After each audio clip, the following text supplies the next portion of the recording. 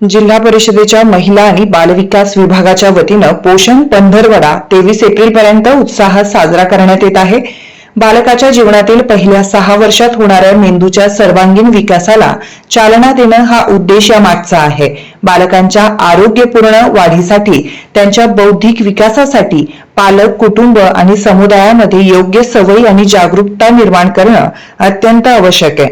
पंधरवड्यात माता आणि बालकाचे पोषण 0 ते 3 वर्ष वयोगटातील बालकांच्या मेंदू विकासासाठी पूर्व उद्दीपन, 3 ते 6 वर्ष वयोगटातील मुलांसाठी खेळ आधारित पूर्वशालेय शिक्षण, स्क्रीन टाइम कमी करण्यासाठी पालक आणि समुदायाची भूमिका, अंगणवाडी केंद्र सक्षम करण्यासाठी समुदायाचा सहभाग वाढविणं अशा विविध बाबींवर भर देण्यात येत आहे।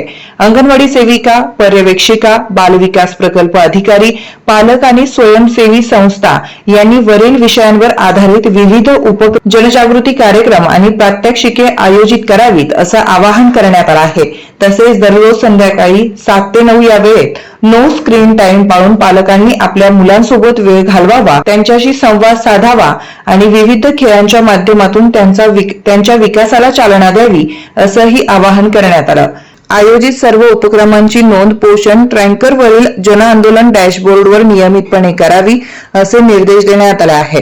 जिल्हा परिषद नाशिकचे मुख्य कार्यकारी अधिकारी ओमकार पवार यांनी नागरिकांना या उपक्रमात सक्रिय सहभाग घेण्याचं आवाहन केलं असल्याची माहिती महिला आणि बाल विकास विभागाचे जिल्हा कार्यक्रम अधिकारी प्रताप पाटील यांनी दिली आहे।